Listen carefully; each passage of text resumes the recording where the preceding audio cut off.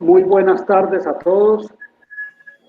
Hoy estamos realizando el 30º conversatorio sabatino de historia de la Academia de Historia del Valle del Cauca. Hoy, sábado 24 de julio de 2021, tenemos como conferencista al doctor Leonardo Tafur González, miembro honorario y consultor de la Academia de Historia del Valle del Cauca y expresidente de nuestra institución, con la conferencia titulada Encuentros entre el precursor Francisco de Miranda y el libertador Simón Bolívar. El doctor Leonardo Tafur González es caleño, hizo sus estudios de primaria y bachillerato en el Colegio Permans de la Compañía de Jesús en Cali. Obtuvo su título de doctor en Ciencias Jurídicas de la Universidad Javeriana en Bogotá. Tiene pues una amplísima experiencia como abogado en diferentes ramas del derecho. Estableció con su padre, Leonardo Tafur Garcés, y su hermano Donald, una prestigiosa firma de abogados, Leonardo Tafur Garcés y Asociados, en la ciudad de Cali, ejerciendo pues varias ramas del derecho, practicando pues su profesión de abogado. Ocupó el cargo de juez primero promiscuo municipal en Buga. Fue profesor de Derecho Constitucional en la Universidad Santiago de Cali. Fue presidente, concejal, miembro del Consejo y presidente del Consejo Municipal de Cali. Diputado de la Asamblea Departamental y presidente de ese cuerpo colegiado. Fue presidente, miembro de número y presidente de la Academia de Historia del Valle del Cauca. Hoy en día es miembro honorario y consultor. Senador liberal, ocupó una curul en el Congreso de la República durante 4 años. Ha sido miembro de juntas directivas, tales como la de la Corporación de Turismo del Valle, el Museo La Tertulia, y es autor de varias obras de historia y de aspectos de ciencias humanas y políticas. Su primer libro publicado, El Socialismo Colombiano, segundo, de los derechos humanos en la ciencia política, composiciones poéticas, breve crónica de conquista del Imperio Inca, lecciones políticas y constitucionales del Libertador, el pensamiento democrático de Bolívar, que es de reciente publicación, ¿sí? El doctor Leonardo Tafur González, pues ha viajado por muchos países, conoce muchos países del mundo,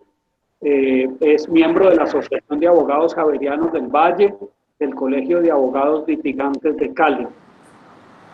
Entonces, pues con esta experiencia que él tiene en historia,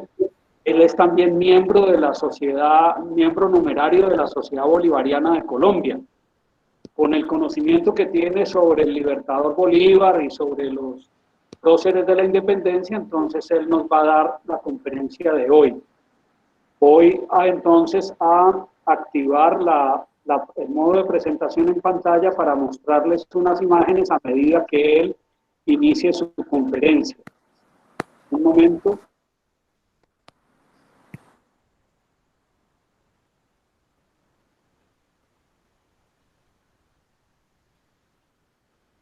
Doctor Tafur, tiene usted la palabra, por favor, inicie su conferencia. Adelante. Gracias, doctor Mario Andés, nuestro secretario general de la Academia de Historia del Valle del Cauca, quien gracias a su competencia y calidad nos ha abierto a la luz del mundo, cuando antiguamente solo teníamos nuestro pequeño boletín. Mi respetuoso saludo al señor presidente de la Academia y mi gratitud a las damas y caballeros miembros de la Academia de Historia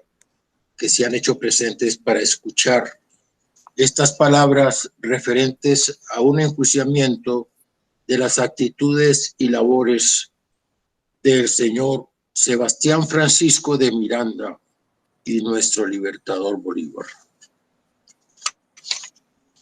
Sebastián Miranda, hijo del canario Sebastián de Miranda y Revelo, que había nacido en las Canarias y tenía la misión de ser tendero profesional en la ciudad de Caracas. Fue un padre severo y tuvo una madre caraqueña nombrada Francisca Antonia Rodríguez, a quien impulsaban hacia la aventura de la madre patria, y debido a su mestizaje estaba destinado a la especial ruta de su futuro, por lo cual debía transitar, pues no pertenecía a la élite de los mantuanos, intermedios por blancos criollos, seguido de su clase por los pardos, cimarrones e indios,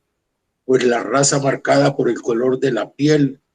condicionaba el destino de los hombres, ya que la sangre era un hecho definitivo que valoraba la humanidad, donde lo negro y lo indígena carecían de valoración, como el mestizaje también señalaba un destino. Su padre era un tendero, comerciante de moderada riqueza, que bien claro tenía que en América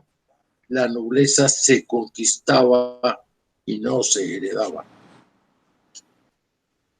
Embarcado a los 21 años hacia España, consideraba que la vida era un viaje y que sobre él se abría un futuro que abriría en su diario de viajero, que empezaría en el ingreso al ejército como había convenido con su padre. Más de un mes cumplidos al llegar a España lo hacen soñar seguramente en la felicidad y la belleza. Llegaba a la Europa tecnocrática bajo el inicio de la revolución industrial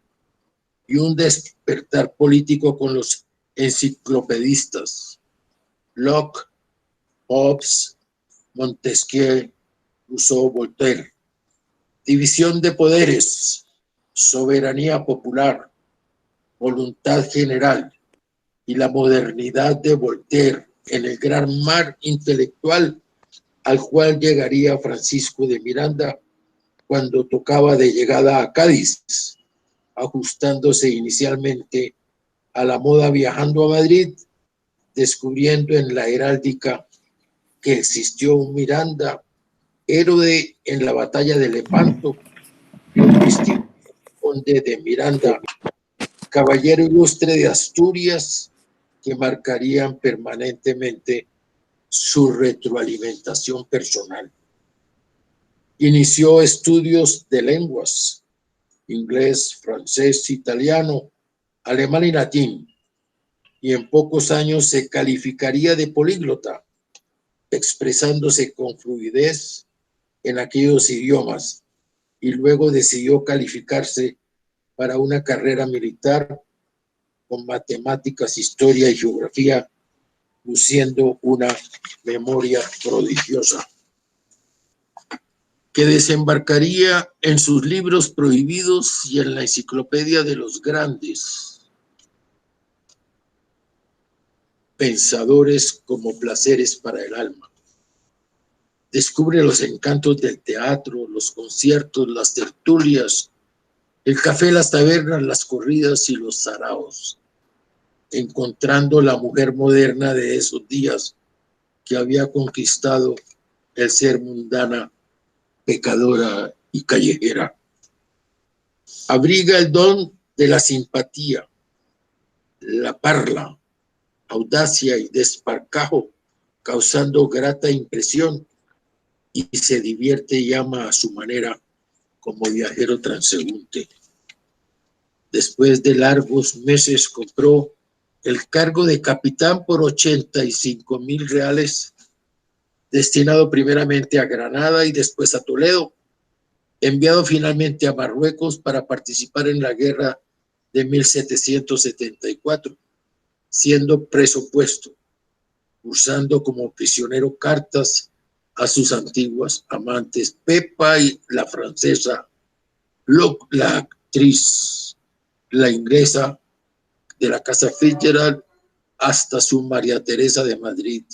quienes acostumbraron llenarlo de sus colecciones de cubis. Estuvo vinculado a asuntos turbios y embrollos, por los cuales hasta la Santa Inquisición prendió sus velas en el Tribunal de Sevilla. Y en la guerra de España e Inglaterra, ya iniciada la independencia norteamericana, se incorporó a la escuadra española por el gobernador y capitán Cajigal de Cuba. Por los 30 años en Cuba con Cajigal, se dedica al paseo de las sedas, los encajes, y escucha que en el Perú y la Nueva Granada los hombres ya exigen sus derechos, cuya libertad proclamaría generosamente. Francia, con la precisión de que el poder nace del pueblo, y en el Perú, el Inca Tupac Amaru, a pesar de tener 20,000 hombres, sufre la derrota, pero dedica muchas horas a perfeccionar los sonidos melodiosos de su flauta, coleccionando numerosos cuadernos de sonatas y minuetos en la flauta. Intercala con un hermoso piano que adquiere, luciendo vistosa y engalanada vestidura que acreditó el refinamiento que había alcanzado. Como español, apoya al gobernador de la Luisiana en la Florida americana e interviene en las posesiones de América para 1781 vencer las fuerzas españolas a los ingleses en el combate de Pensacola, siendo ascendido a coronel, comprando 4 esclavos e informándose a su regreso que la Inquisición de Sevilla tramitaría un proceso contra él en La Habana, con jurisdicción en Cartagena de Indias.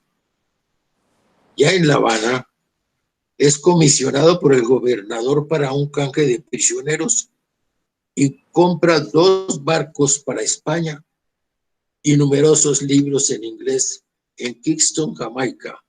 después del fracaso por el asfalto que sufriera previamente, y se atreve a organizar a su regreso un cargamento de contrabando. Investigaciones surgen sobre la conducta de Miranda, pero su amigo Cajigal, prohombre en las Antillas, lo lleva a la conquista de las Bahamas, pero como se le acusa a él y a su jefe de un negocio militar de más de 500,000 pesos por la invasión, es arrestado, pero ausente en rebeldía, es condenado. Para junio de 1783 se da a un nuevo nacimiento de sí mismo, viajando a los Estados Unidos de Norteamérica, recordando su batalla de Pensacola y reconquistando las Bahamas, dominador del inglés, que gustaba de relucientes uniformes y el sobrio arete en sus orejas. Desde julio de 1783 empieza a presentarse como el precursor visionario, y encontrándose en Charleston, recibe un desafío a muerte, recomponiendo su imagen, viajando hasta Filadelfia y recibiendo maravillosa invitación para cenar con el presidente Washington. De Filadelfia viaja a Nueva York, hasta donde llegan cartas que lo relatan como reo y fugitivo, pero conoce a los grandes de la nueva Estados Unidos, a Knox, a Hamilton, también a Adams y la crema cercana de Boston, hasta llegar a la Universidad de Harvard y a la amistad con el Marqués de Lafayette. Posteriormente, el 15 de diciembre de 1784, decide viajar a Europa desembarcando en Londres, demostrando ser siempre un aristocratizante. En Londres arribó el 1 de febrero de 1785, estableciendo relación inicial con don Bernardo del Campo,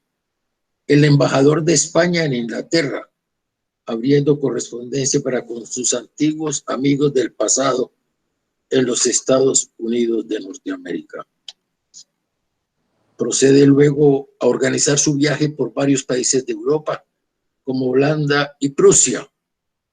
y seguidamente genera un nuevo encuentro con el Marqués de Lafayette,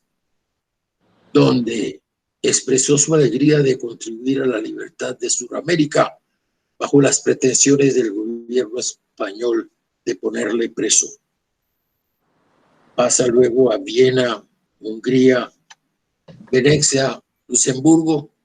y luego varias ciudades de Italia como Florencia, Pisa y Roma. Seguidamente busca su tránsito hacia Grecia. Pasa luego a Estambul y posteriormente con un pasaporte en el cual se designa él mismo como conde de Miranda, se somete a la cuarentena para poder entrar a Rusia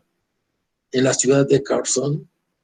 donde se anuncia la visita emocional del gran príncipe Potemkin, fundador de la ciudad y el amante favorito de la emperatriz Catalina de Rusia, quien maneja todos los hilos del poder del gran imperio, manifestándose recíproca simpatía en temas políticos y militares confidenciales, como fiestas y bailes, para preparar la llegada de Catalina a la ciudad de Kiev, impresionado de su figura por la ausencia de uno de sus ojos, refiriéndose al príncipe Potemkin, que goza del aprecio de Catalina por la incorporación de Crimea y el dominio sobre Polonia, siendo considerado por todo ello como el primer hombre de la patria rusa. Conociendo ilustres personalidades del imperio como el famoso militar Kutuzov, quien luego derrotara a Napoleón en la invasión napoleónica a Rusia, donde fue su compañero en invierno. Decidió viajar hasta Moscú en febrero de 1787, visitando a Catalina el 14, y al besarle sus manos, alcanza a mirar sus ojos azules de 57 años y grandes senos presagiantes de voluptuosas promesas de placer, donde también distingue sus mechones rubios y sus labios rojos, que siempre los sedujeron hasta crear con tal colorido la bandera de la Gran Colombia. Los mechones claros, los ojos azules y los labios rojos. La bandera de la Gran Colombia. Permaneciendo durante 2 meses cercanos a la Gran Dama. Repito, permaneció 2 meses consecutivos cercanos a la Gran Dama, a quien manifiesta vagamente sus melancólicas ideas y sus deseos heroicos de rescatar a su patria del inicuo dominio de la España inquisidora, confesándole su persecución de la arrogante España, que gestiona una posible extradición, pero Catalina defiende sus ansias de salida para que se quede tiempo más cercano a su lado.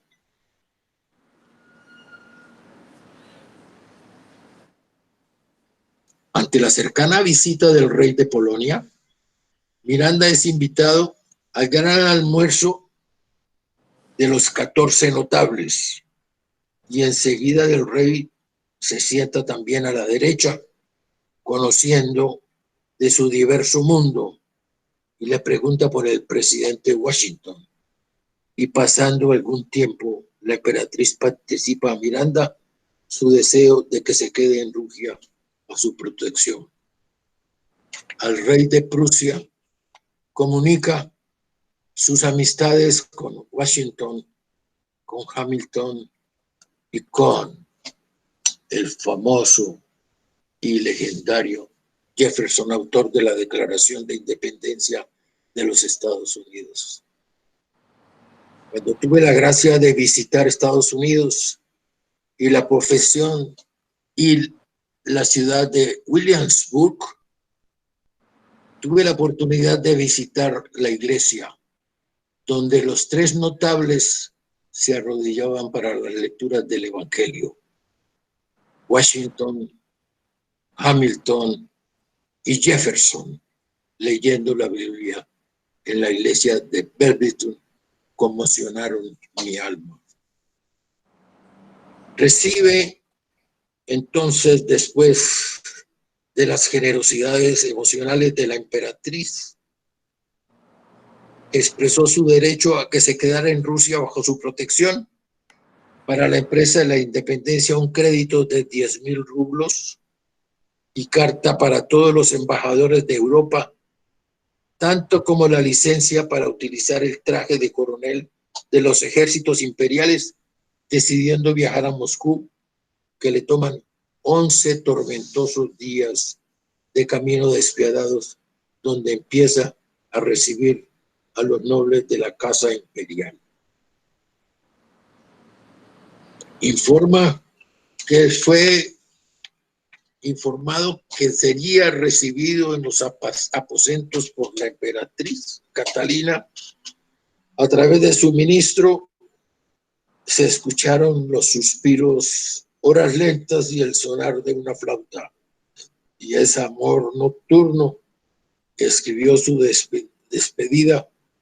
pagando a un maestro de moda 200 rublos por el reluciente traje de coronel de las tropas de Potemkin, expresando: gracias a la vida que me ha dado tanto, que me dio este uniforme y el amor de una reina. Partiendo luego para Estocolmo, a donde llegaría en septiembre de 1787, peleando con los guardas de aduana que le revisarían el equipaje, sin detenerse en la importancia de su bien armado pasaporte. El conde ministro de Rusia lo invita a hospedarse en su casa, cambiándose de nombre para eludir la vigilancia española. Conoce al rey y encuentro tiene frecuente con las bellas damas que lo cautivan, siguiendo noviembre 7 para Noruega, dejando el país tempranamente, pasando luego a Dinamarca, donde se informa en ese entonces de la lucha americana de Tupac Amaru y los incas,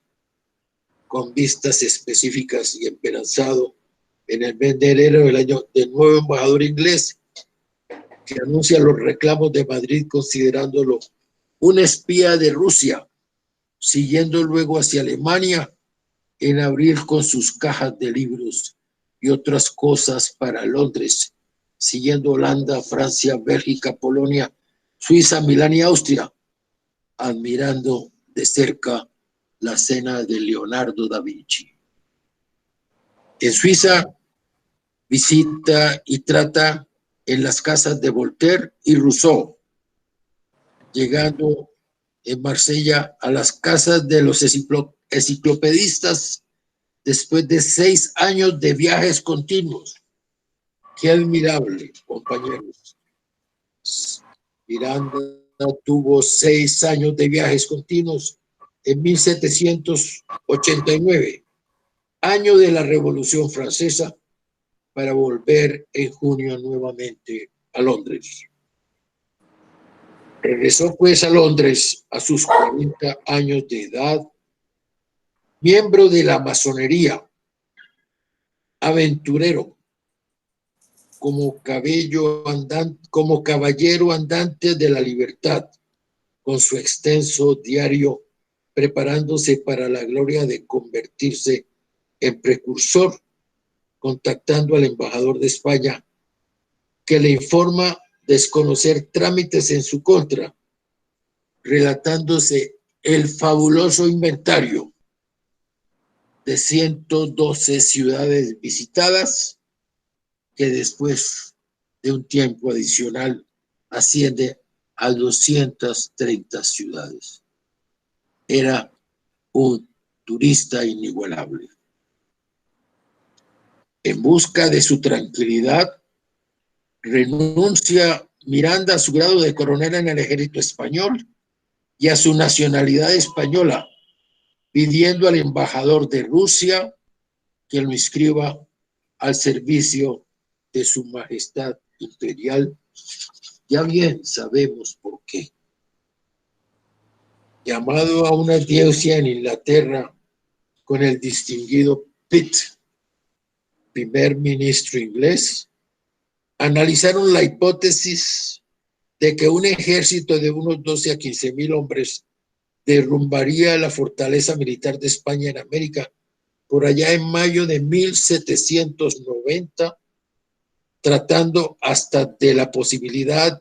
de construir el canal de Panamá. Miremos bien sus aspiraciones de tener que ver en la construcción del canal de Panamá en esa época, 1790, precisando sus dotes de estadista y visionario, presentándose de tal manera, votando y velando por sus intereses para con el imperio inglés, a pesar de haber sido considerado un audaz espía sin escrúpulos, suponiendo fabulosos beneficios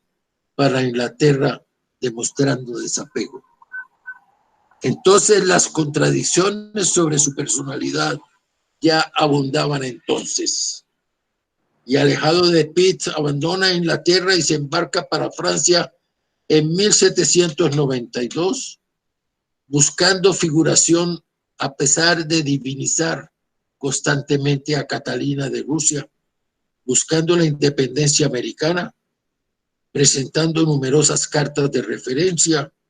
y buscando ser presentado a Napoleón.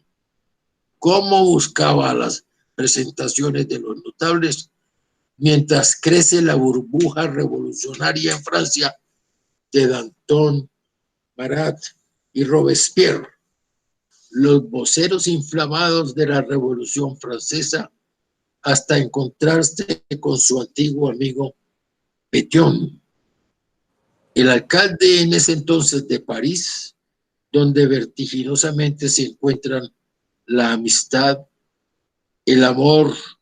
la traición, la fortuna y también la muerte. Tanto de sus notables relaciones que ofrecen hasta ser nombrado mariscal de campo, exigiendo para merecer tan altos honores por la libertad que le ofrecen la garantía de 25,000 libras por su compromiso de liberar las colonias hispanas, congratulándose como masones, nombrándosele finalmente general con edecanes y ordenándosele vistosos uniformes para distinguirse elegantemente en la gloria que él ambicionaba. El creciente Napoleón Bonaparte le hará su elogio, teniendo su bautismo de fuego enfrentado a los prusianos,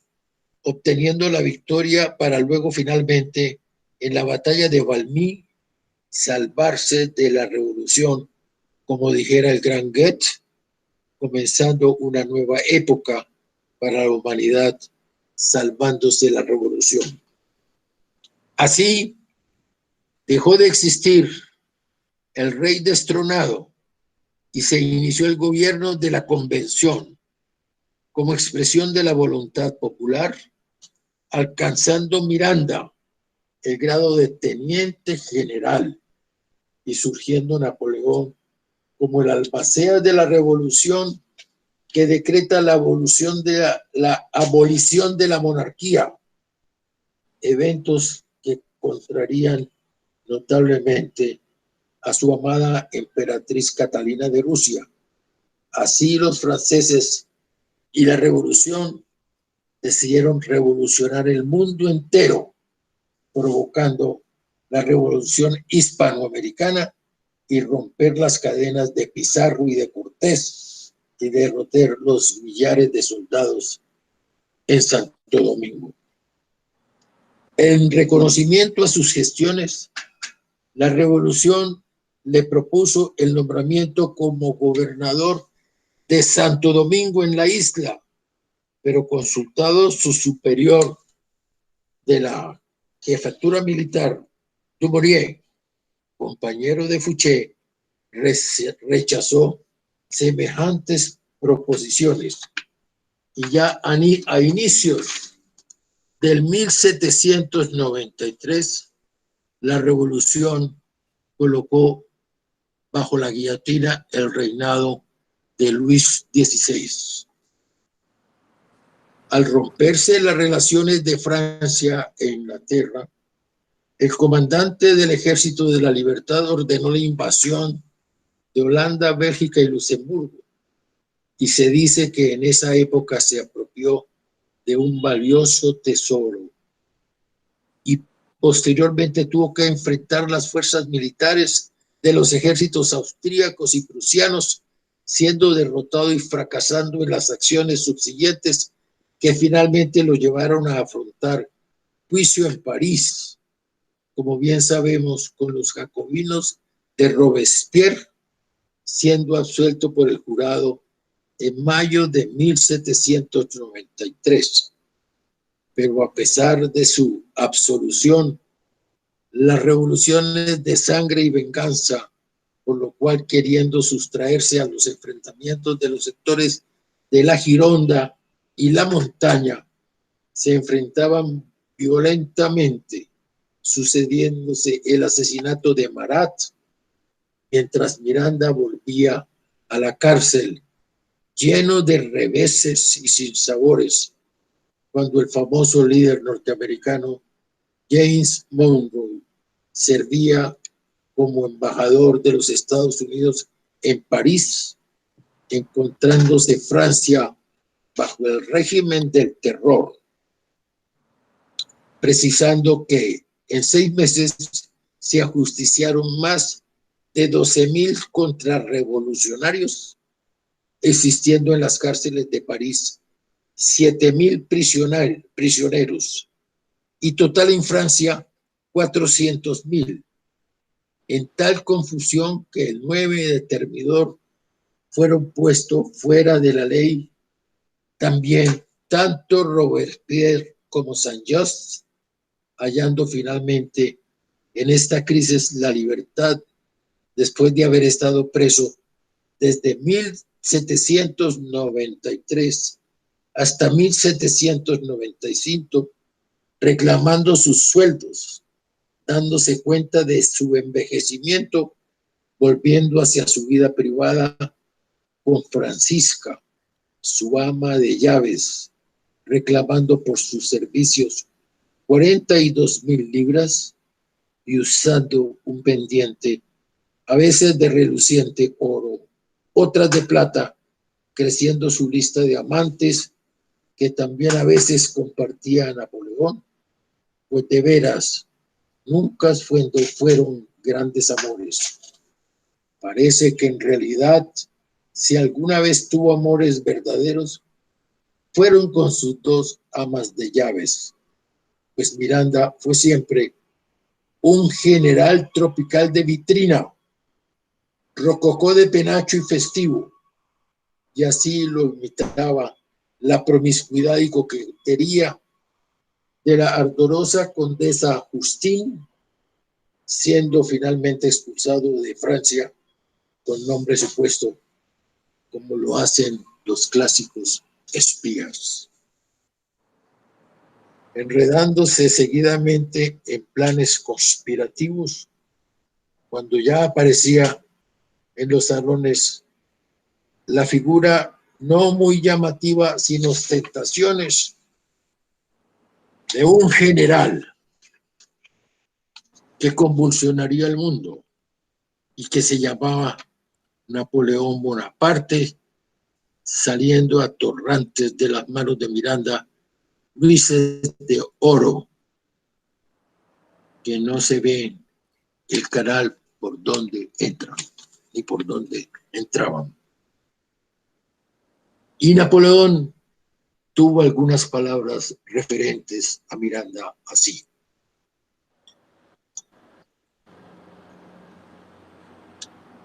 Un día Napoleón dijo: hoy comí en la casa de un hombre notable. Creo que es un espía de Inglaterra y España a la vez y vive en un amoblado de tercer piso como la residencia de un sátrapa. En medio de su lujo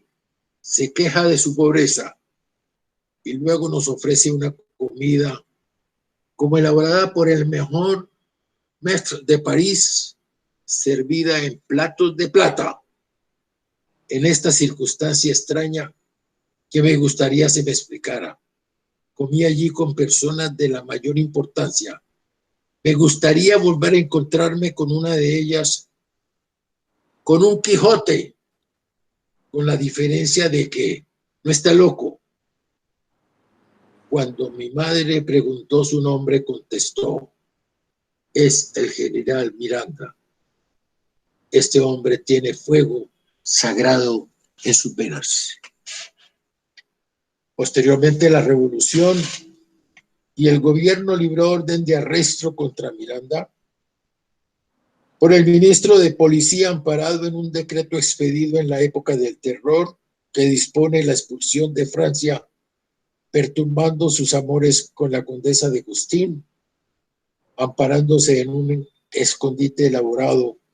con documentos de su solo propósito de liberación del continente americano, documento que otorga privilegios y ventajas a los ingleses por su ayuda, sugiriendo la realización nuevamente del Canal de Panamá, mientras las revoluciones francesas, con Barras a la cabeza, pretendían silenciarlo por considerar que era el mayor intrigante de Europa, hasta llegar así a la fecha de enero de 1798, cuando se presenta en el puerto de Calais para huir de Francia con el supuesto nombre de Edouard Leroux, en un pequeño barco danés, asistiendo a su despedida, el amor aristocrático de su riqueza y también el sencillo amor plebeyo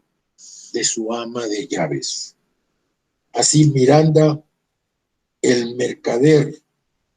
derrota a Miranda, el profeta, generándose el enigma del encuentro entre Miranda, precursor, y Bolívar, libertador, meses más adelante.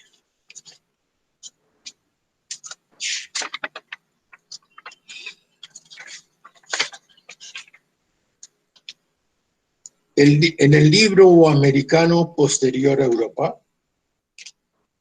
Miranda,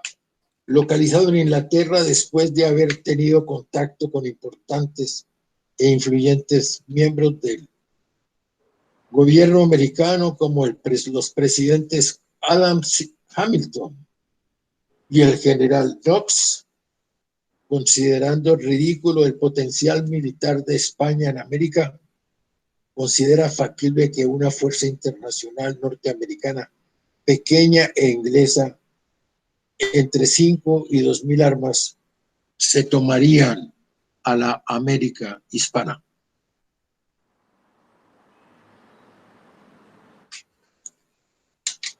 Viviendo en Londres, con una pensión de 300 libras mensuales, organizó su sistema de vida consistente en el desarraigo de su patria por cerca de 50 años, habiendo nacido en 1750,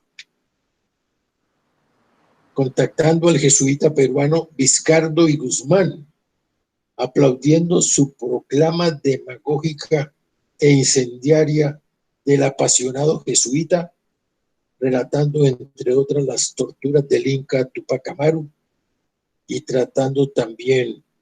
con Bernardo O'Higgins, Nariño y Vargas, reuniéndose en Londres con la Liga Masónica de los Latinoamericanos, llamada la Logia Lautaro. Con el primer ministro Pitt, inglés, desilusionado y resentido, partió a Francia y trató con su conocido Fouché, el policía de París, su antiguo amigo, ahora director de la policía de Napoleón, y entre líneas, considerado espías, profesional, traidor, demagogo y mercenario, por lo cual el 22 de marzo de 1801 abandonó Francia pasando por Holanda hasta ubicarse de nuevo en Londres, donde por sus antecedentes se registró como un súbdito de apellido Francis Martin. Finalmente, al terminar 1804, se emocionó con la noticia de la declaración de guerra entre Inglaterra y España, que diera lugar a la importante batalla de Trafalgar del 9 de noviembre de 1805. A estas alturas llega a Nueva York para alentar la insurrección americana, para luego visitar la capital y entrevistarse con el presidente Jefferson, quien fuera el primer embajador americano en París y a quien conociera desde aquella época, y le negociara la compra de la Luisiana para luego tratar con el nuevo presidente Madison, a quien solo apoyaría tales gestiones haciéndose el de la vista gorda. Permaneciendo otros días en la capital británica de Washington, siendo acogido por el presidente, que tuvo hasta la fortuna de ser invitado a comer en familia. Terminado diciembre con un préstamo de $20,000, compró un pequeño barco de 185 toneladas que llenó con el dinero de los préstamos de 19 cañones, 615 fusiles, trabucos, sables, municiones, balas y repuestos de fusil, al cual bautizó con el nombre de Leondorf, el nombre de su mayorazgo, soñando conquistar la independencia hispanoamericana, haciéndose a la mar en febrero de 1806 con la tropa constante de 150 hombres, partiendo hacia Venezuela, de todo lo cual se enteró la Embajada de España, atenta a los desarrollos de vida de Miranda en el exterior. Cuando Miranda llegó a las costas de Venezuela, el capitán general Vasconcelos ya conocía la noticia y preparó la defensa. En ese entonces Miranda medía unos 77 centímetros de estatura, que se presentaba como luchador por la libertad para unos, pero para otros era un aventurero codicioso que buscaba gloria y fortuna, siendo considerado en España un traidor, un contrabandista y un mercenario.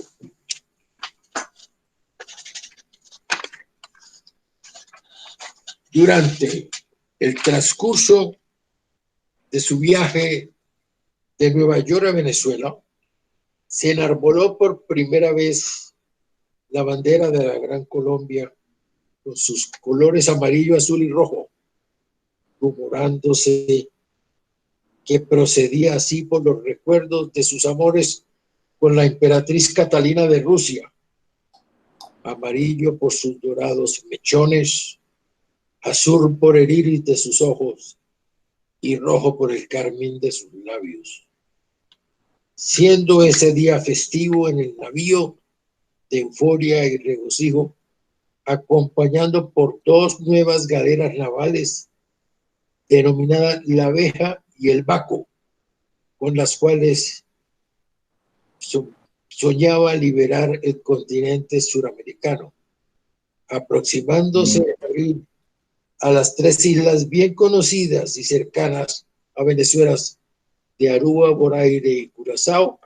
citándose a 6 millas de la costa de Ocumare, a punto de cumplir su sueño a los 36 años de edad, pero siendo famosa su expedición libertadora para un asombroso y doloroso fracaso. En el mes de mayo recorre las Antillas inglesas de Granada, Bonaire y Trinidad, contactándose con el famoso jefe de la Marina inglesa desde la época de Trafalgar, el almirante Cochrane, por el 6 de junio en Barbados, creándose un gran escándalo internacional, por lo cual Estados Unidos tuvo que precisar que la tal expedición era totalmente pirata y que para el gobierno español la actitud americana era poco amistosa, por lo cual adelante en el tiempo la tripulación fue capturada con todo rigor y sentenciados a muerte, unos y cerca de 10 años de presidio para otros, siendo algunos remitidos a Cartagena, intentando Miranda un nuevo desembarco en el puerto de La Vela en la bahía de Coro, cruzándose la adversidad del sueño de liberar toda la América hispana. Después de estos fracasos, Miranda se reubicó en Aruba con su flota de inversión durante 38 largos días, con 11 buques de su nueva flota aportada en general por los mantuanos, y tomó rumbo a Trinidad, alojándose nada menos que en la hacienda del almirante inglés Cochrane, donde permaneció cerca de un año, sorprendiéndole el año de 1807, donde desde octubre dirigió otra vez por fin a Inglaterra, renunciando sus viejas costumbres y amistades, relacionándose hasta con 2 hijos del nuevo rey. La política europea se convulsionó con la máxima alerta inglesa de la invasión de Napoleón a España, y sorpresivamente los altos funcionarios ingleses se comunicaron con Miranda. Rebelado el pueblo español contra el francés a raíz de la invasión napoleónica, España, aliada de Inglaterra, se apresta para luchar contra Francia en 1808, y el duque de Wellington asumiría la conducción de la fuerza inglesa contra Napoleón, mientras Miranda deambulaba por las grises calles de Londres, terminando en 1808 con el problema para el gobierno inglés de las protestas del gobierno español sobre Miranda, y así transcurren los días, meses y años hasta 1810, donde Inglaterra recuerda que fue Francia la que ayudó a establecer la independencia de los Estados Unidos bajo la presidencia de Washington, teniendo como primer embajador en París a Jefferson, que después de Madison alcanzara la presidencia norteamericana. En Caracas, el 19 de abril de 1810, los mantuanos intimidan y reemplazan al gobernador en Parán, al grito de viva el rey y mueran los franceses, proclamando que Napoleón era el anticristo, que debía eliminarse, naciendo la república que después diría Bolívar, joven impetuoso e histórico de 27 años, ya que el precursor le llevaba en edad la suma de 33 años de edad. Siendo Bolívar un rico propietario de tierras y esclavos, con un corazón volcánico en erupción perpetua, que en atención a sus recursos generosamente decide costear los gastos para visitar Inglaterra en compañía de López Méndez, que fuera el primer presidente de la Venezuela federalista, en compañía de don Andrés Bello, el profesor de Bolívar, que conoce muy bien el idioma inglés y que es un hombre conocido para Colombia, porque fue quien tradujo y llevó a Colombia el primer Código Civil de Colombia, Andrés Bello. Así, finalmente, fue designado Bolívar con el grado de coronel como el jefe de la misión a Londres, con 2 esclavos de servicio, siendo su hermano Juan Vicente Bolívar enviado en comisión ante el gobierno norteamericano y quien desgraciadamente muriera a su regreso en un naufragio. En la Junta de Gobierno de Venezuela, reunida el 19 de abril de 1810 en la ciudad de Caracas, se decidió reemplazar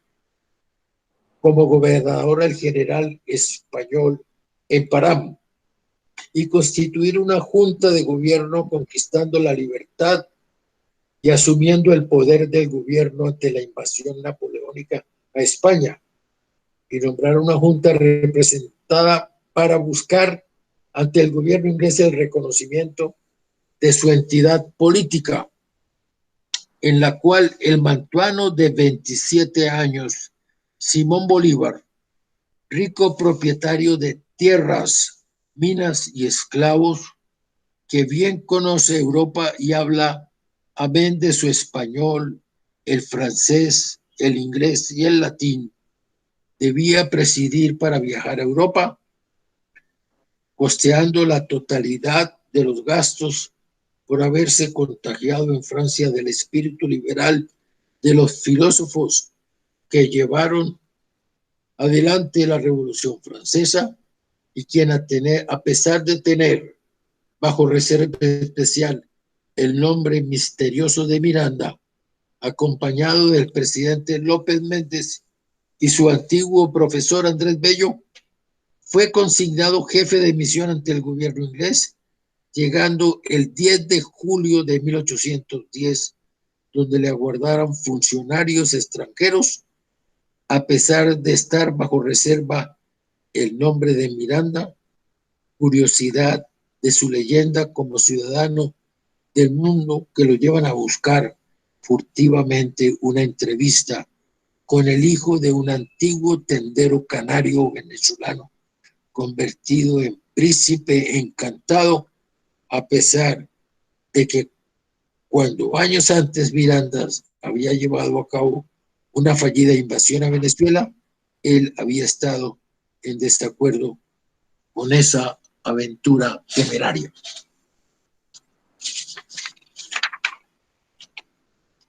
Finalmente Miranda, después de meditaciones, se puso a disposición de los diplomáticos, intimado aproximándose a los 3 personajes prejuiciados, que finalmente invitara al 4º piso de su casa, dejando el hotel, buscando que su imagen de hereje, masón, jacobino y traidor, pretendiendo cambiar su imagen por la de un verdadero caballero, ante la cual Bolívar avasallaba con su fogosidad e inteligencia, que finalmente iba descubriendo las debilidades e incoherencias de la leyenda. Finalmente, el mismo Bolívar creía haberle puesto en marcha para atraerlo definitivamente, garantizándole protección familiar y dinero para asumir sus gastos, anticipándole 1.000 libras esterlinas de la varita mágica para que a Miranda se le encantasen y decidiese retornar a Venezuela, solicitando pasaporte al gobierno inglés y despidiendo desde sus amigos, dada la prestancia y visita de los diplomáticos venezolanos que en la prensa soñaban con una futura independencia de las colonias españolas. Bolívar, ufano y satisfecho, posó para un pintor en un cuadro con tintes heroicos y románticos, facilitándosele un barco de guerra inglés para regresar a América, aconsejándosele a Miranda que lo hiciera en otro diferente, en una actitud cínica entre hipócrita y perversa, como los ingleses trataban el asunto de la posible liberación de las colonias hispanas. La comisión con Bolívar inició su retorno a Venezuela. En septiembre y sorpresivamente Miranda despachó su más preciado tesoro, su archivo personal a cargo de Bolívar, regresando en la corbeta Zafiro, partiendo Miranda después del 10 de octubre en la corbeta Avon, iniciando el último y más tormentoso ciclo de su vida, abandonando a su esposa y sus 2 hijos, mirando cómo regresaba a lo que había abandonado con complejidad 40 años antes, despreciando lentamente en las olas del mar que cruzaban su corbeta el deseo de la vida apacible que soñaba. Finalmente, terminada la ensoñación de su viaje atlántico para llegar a Venezuela, aproximándose a una nueva realidad, creía despertar viendo en Francia una nueva y gran iluminación con París, como antiguamente había sido Roma, y medio aturdido y adormecido, soñoliento y despertado por los gritos de la marinería, le anunciaron su llegada al puerto venezolano de La Guaira, sin aclararse el delirio de su antigua visión y ensoñamiento con la misión diplomática que lo había movido de Inglaterra, contrastando con su vanidad y sensación de lucir un brillante y generoso uniforme, de un futuro interrogante por un largo y extenuante viaje que lo impulsaba también a irritarse y contrariarse con un naciente mal genio que nacía al tocar tierra, para el cual era casi desconocida su verdadera patria, a pesar del recibimiento que le había preparado el fervoroso admirador Bolívar, prefiriendo descansar y descansar con una curiosa indiferencia que unos suponían deslumbrante de su uniforme de general, con arreo de estrafalario bicornio, aretes, cabellera trenzada, semejante a una figura exótica en ese paisaje tropical. A Miranda le habían preparado hermoso y blanco corcel para hacer en compañía de la comitiva del viaje a Caracas, deslumbrando numerosas gentes que salieron a saludarla hasta llegar a la casa de Bolívar, donde la sociedad caraqueña saludaba asombrada al protagonista iluminado que debía orientar la revolución en ciernes, significando su amistad con Bolívar, algo complejo y enigmática, y a veces en una figura donde se presentan varios conflictos psicológicos, sugiriendo a veces un amor que de pronto se transforma en odio y que a veces por identificación y afecto se transforma en odio, rechazo y desprecio. Un supuesto rumor psicoanalítico que alcanzó la mente de Bolívar en una hipótesis contra Miranda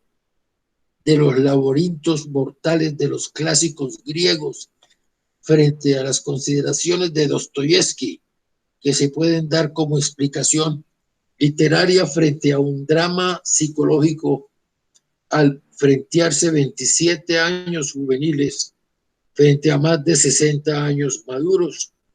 donde naturalmente en forma inicial pudo darse una relación afectiva no exenta de una confrontación oculta, compartiendo políticamente la necesidad de un gobierno centralizado y fuerte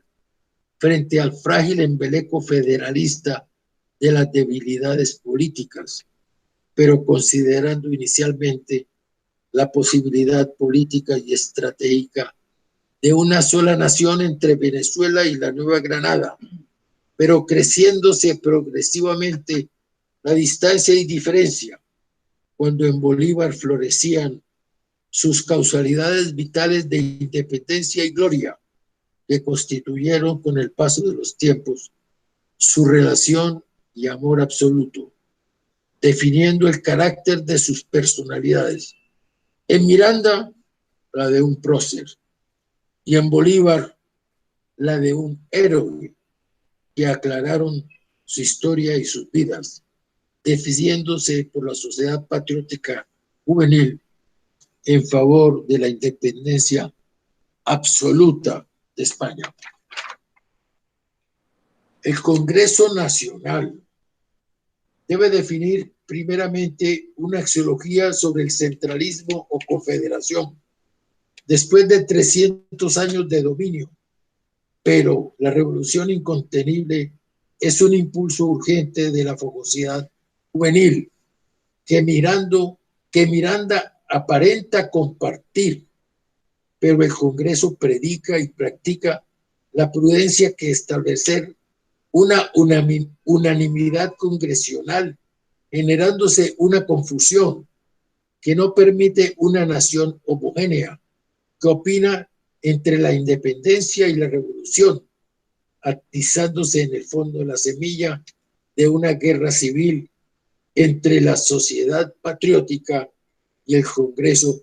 discutiendo sobre la futura constitución para el nuevo régimen político de Venezuela. Así,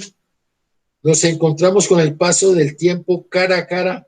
la sociedad patriótica y el Congreso,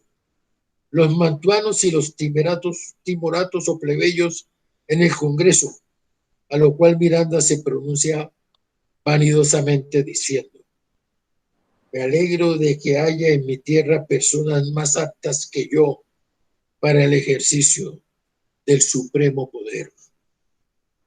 Íntimamente parece arrepentido de haber ingresado a Venezuela, estrechando su vinculación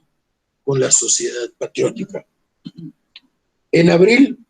celebran el aniversario de la creación de la Junta Democrática y Miranda la encabeza portando el pendón de la primera bandera tricolor que él mismo ha inventado, y la sociedad patriótica intensifica sus ataques al Congreso para que declare la independencia, que es el tema que une y divide con ardor, pasión y polémicas, llegando hasta los insultos, donde los clérigos toman partido contra la sociedad y a favor del Congreso. En los primeros días del siguiente mes de julio, se perfilan entre las dos entidades las discusiones de la Declaración de Independencia, y de 31 legisladores, solo un voto se pronuncia por la negativa, por lo cual el día 8 es firmada el Acta de Independencia. Pero, oh sorpresa, sin haberse hecho público, surge en Valencia una rebelión contra ella, siendo los rebeldes una mezcla de españoles y criollos que aún creen en España, y los mantuanos nombran al Marqués del Toro para que frente al ejército aplaste la rebelión por lo cual vuelven a pensar en el viejo Miranda como el hombre de las coyunturas, ya que Bolívar siempre será el hombre de las dificultades. Miranda, sin considerar a Bolívar, sale de Caracas con 4.000 hombres indisciplinados para atender la suerte. Bolívar, ante su exclusión, con dolor en el alma, se siente flagelado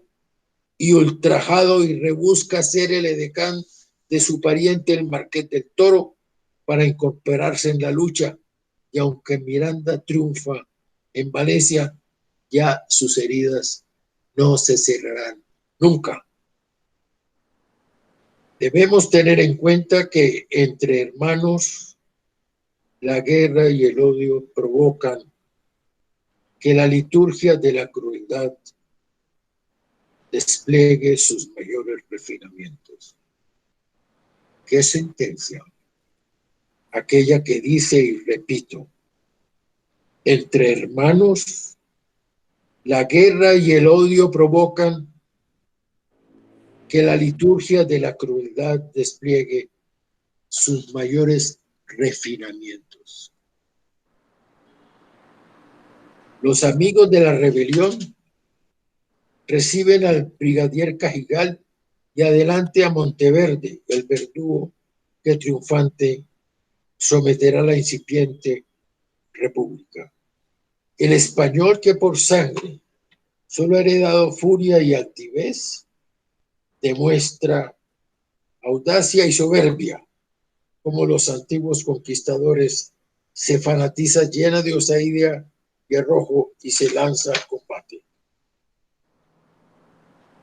Nos llega sorpresivamente el Jueves Santo del 26 de marzo, el terremoto.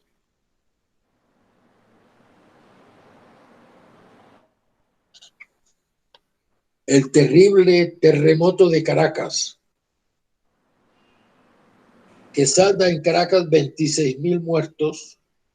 que proclaman los rebeldes como la venganza de Dios, exactamente a los 2 años de la disposición del capitán general español y la instauración de la Junta de la República, por lo cual el estupor invade las almas que anuncian el terremoto como la venganza de Dios. El pánico, el terror, la destrucción y las muertes ponen en claro al pueblo por la superstición la venganza de Dios, a pesar de que el bravío Bolívar denunciara que también la destrucción y las muertes ponen en claro al pueblo que la superstición era la venganza de Dios, a pesar de que el bravío Bolívar denunciara que la terrible lucha contra la naturaleza y contra los independientes no encontraría un líder nacional, y piensan de nuevo falsamente en Miranda, quien el 23 de abril es nombrado generalísimo director, quien siempre ha deseado el prestigio y el poder que le llega desde bajo el título de gobierno de la República, pero a quien los acontecimientos históricos lo convierten en un títere inerte y errático, derrotado por la caballería de Monteverde, extraviado en el mar de las confusiones, donde languidece, proponiendo una tregua, entregándose a pasajeros deleites del cuerpo y del alma, como pérfidos sibarita, y hasta sus lujurias seniles, que ardiente resucitan al lado de las mulatas, por lo cual ya todo está perdido, hasta el honor. Por ese entonces, Bolívar era comandante militar de Puerto Cabello, plaza vital y estratégica para la República, acompañado de su militar Gregor MacGregor, pero vienen las significativas derrotas de Calabozo, Barinas, Miranda y Trujillo, cayendo en poder de los realistas, y en Caracas Miranda se convierte en un chivo expiatorio, clamando por 2.000 tropas a Caracas, quien ante la falta de respaldo debe retirarse. Para colmo de males se viene la sublevación de la esclavitud como la caída de Puerto Cabello de Bolívar, y viene a suceder el turbio amanecer en que Bolívar arresta a Miranda, manifestando que todo está consumado, promoviendo la capitulación para unos por un realismo mágico y para otros por cobardía, pero contiene frecuentemente la milicia. El fracaso nunca tiene dueño, insistiendo en un armisticio que todos aceptan y pocos firman. Al levantarse el acta pretende asegurar personas y propiedades, poniendo Monteverde las condiciones del tratado, informándose Miranda en julio, cuando retorna a Caracas, que Cartagena es de la Nueva Granada, también ha caído en manos de los realistas. Negociándose la entrega de los cuarteles, envía su voluminoso archivo Miranda a La Guaira, cuando empieza a rumorarse que ha recibido 1.000 onzas de oro del enemigo para firmar el armisticio con su amigo, el marqués de Casas de León, rumorándose también que en su equipaje van los dineros fiscales de la nación con 22.000 pesos del erario público, y el propio Miranda escribe en 1814 que aquella remisión de sus libros y equipaje también lleva 22.000 piastras de plata y 1.200 piastras de oro, por lo cual sería hecho prisionero, cargado de cadenas y entregado a Monteverde, convertido en carne del presidio, terminado muriendo en Cádiz, en la prisión de la Barraca, un turbio amanecer del 14 de julio de 1816. Así termina Miranda su vida en Venezuela.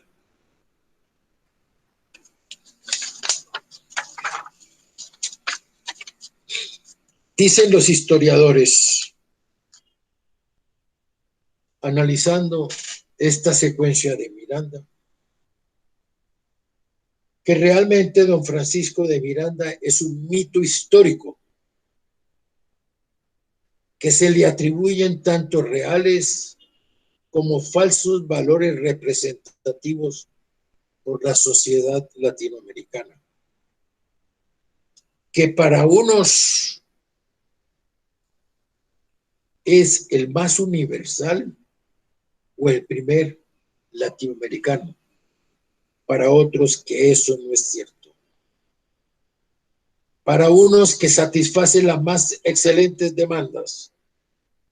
para otros que son unas imaginaciones de los pueblos, para unos que es un verdadero personaje real de carne y hueso, para otros que es simplemente una demanda acomodada y falsa. De nuestro rigor investigativo surgirá el veredicto de la verdad histórica. Para unos es el proceso de creación y fábrica de un falso ídolo con alucinantes festines literarios. Para otros es una realidad que sobrepasan alucinantes festines literarios y es la verdadera leyenda de un héroe literario y no, como dicen otros, un aventurero audaz de perfiles heroicos. Ese fue don Francisco de Miranda. Muchísimas gracias a la Academia de Historia del Valle del Cauca.